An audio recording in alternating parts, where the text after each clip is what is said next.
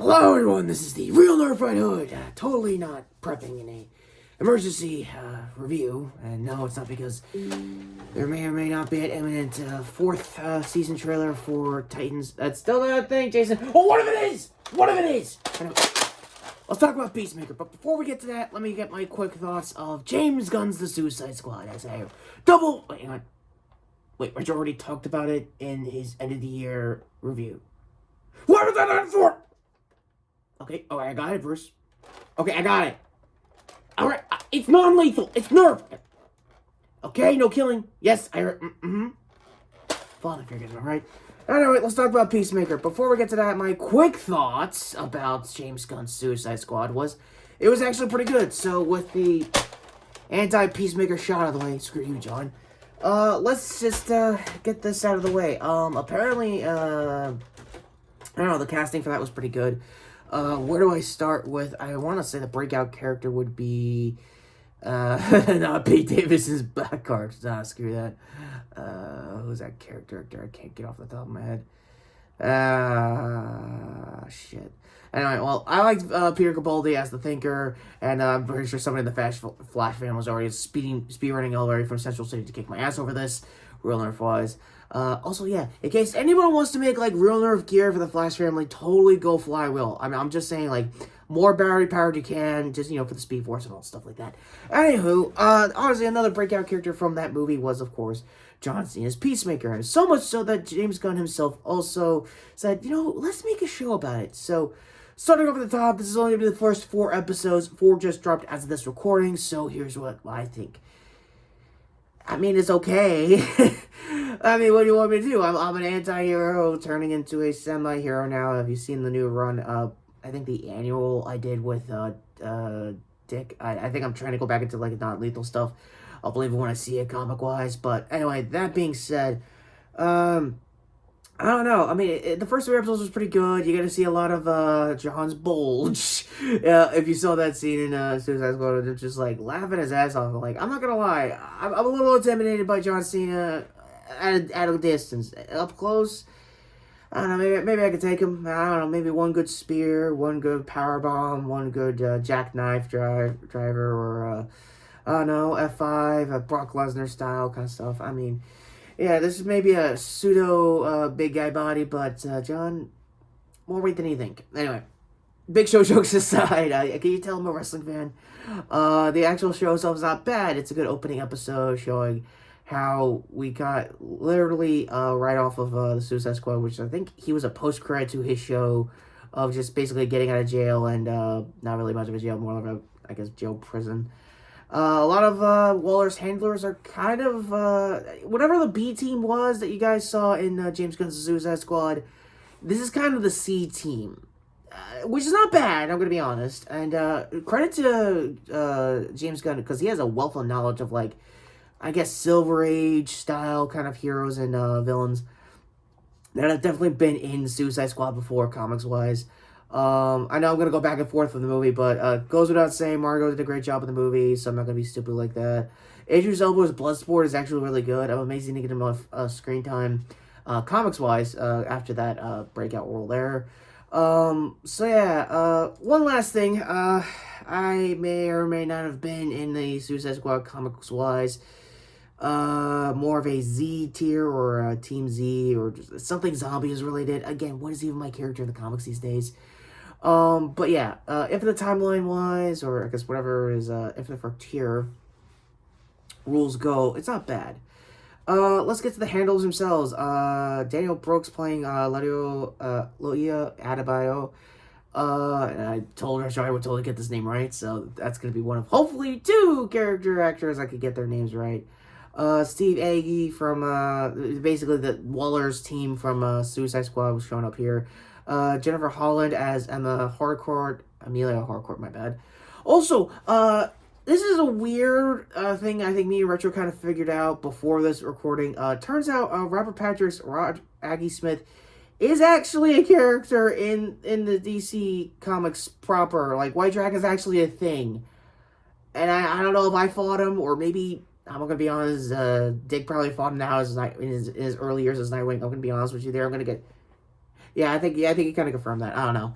Yeah, everyone's kind of on edge when it comes to comms than usual. Not just because Gotham Knights is coming out this year, but because we got a bit of an anonymous call from a certain real Nerf Thawne to finally get around to do a Scream review. Yeah, well, pending review soon. If it has already came out of this recording, future links there in case that comes out first. That'll be a figures review wise, in case you could tell. Anyway, the actual 3 episodes is not bad. I mean, John's doing really good work, showing off what made his comedy in James Gunn's Suicide Squad works. He is 24/7 in the suit. Like, this is not like a... It's kind of like the Tick, where it's more of a joke than pretty obvious. Like, it's his uniform. Some say it's cosplay, like, you know, this is, but honestly, it's 24/7 for him. He does not take it off. The only time he takes it off is when he's at home, just, like, freaking out about what even the job is, what even, like, the mission is anymore. For Kilmson, yeah, he's another one of Waller's handlers that I think is the more straight man of the whole crew. Just like, look, do whatever you gotta do to get him back on the mission, and I can see why, honestly. So let's talk about Vigilante. Yeah, he comes in, I want to say 2 to maybe 3 episodes in.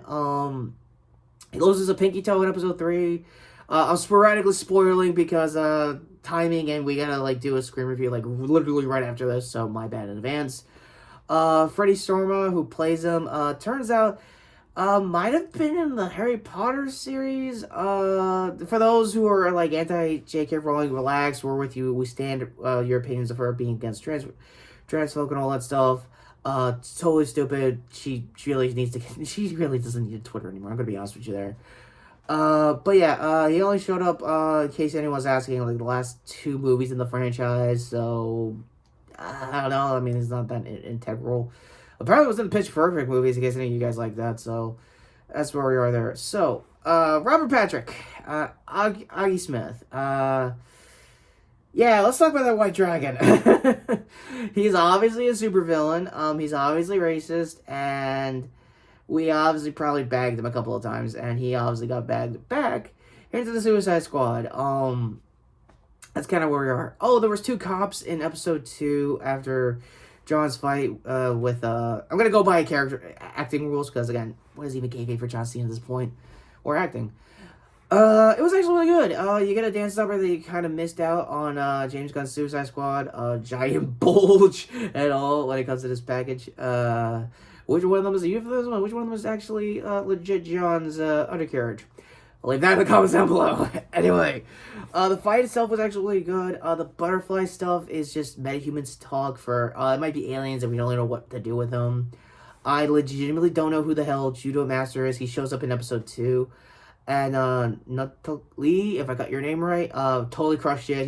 They don't sleep on the stunts on his end. He hasn't really done a lot of comedy. He hasn't really done any dialogue yet, even in episode 4.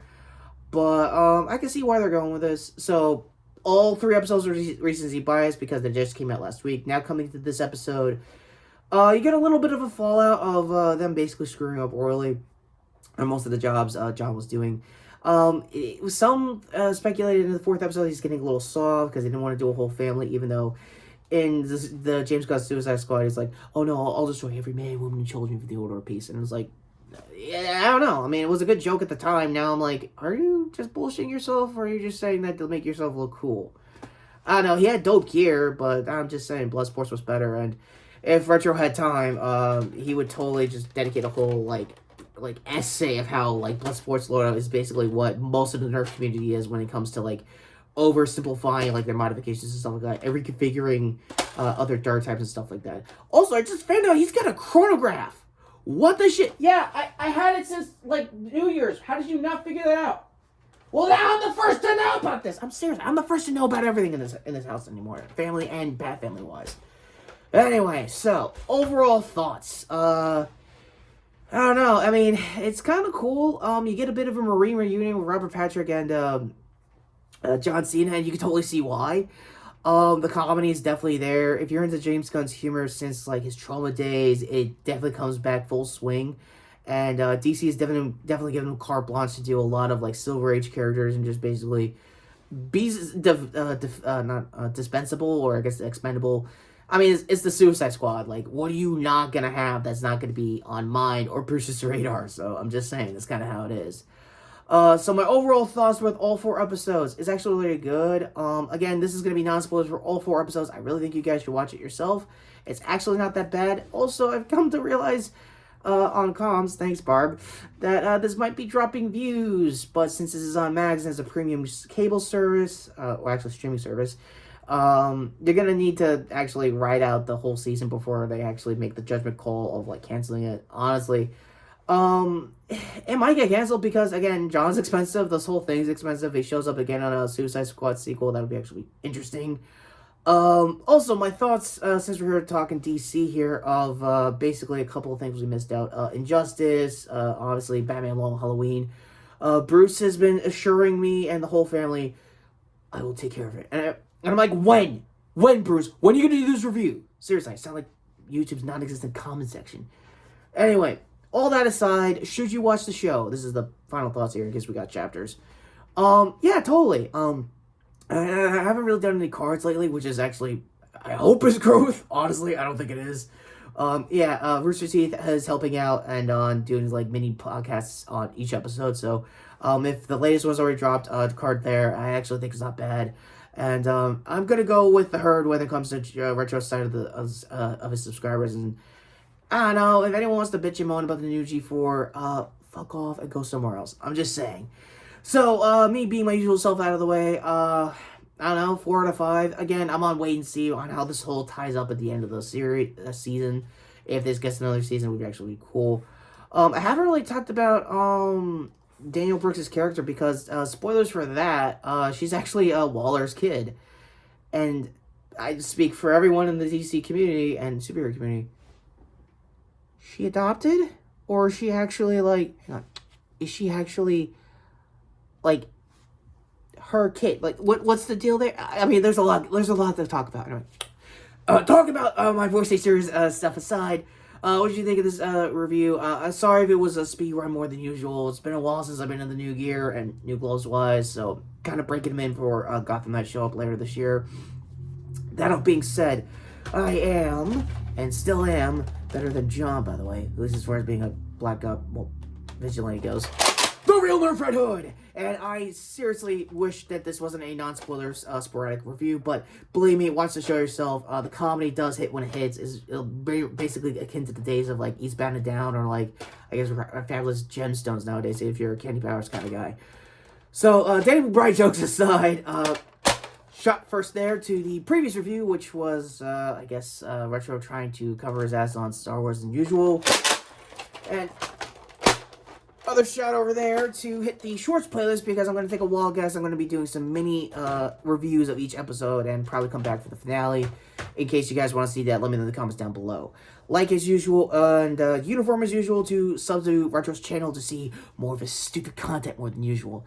Anyway, that all being said, I am the real Nerf Red Hood, and why does he have a new phone? Why does it have to be finger coordinated? And data entry. What is even? I don't know. Seriously, the show's good. Take it, just watch it yourself. It's really worth the time. Believe me. It's worth putting up with Cena if you're anti-Cena fan. Look, Cena sucks, but what about CM Punk, huh?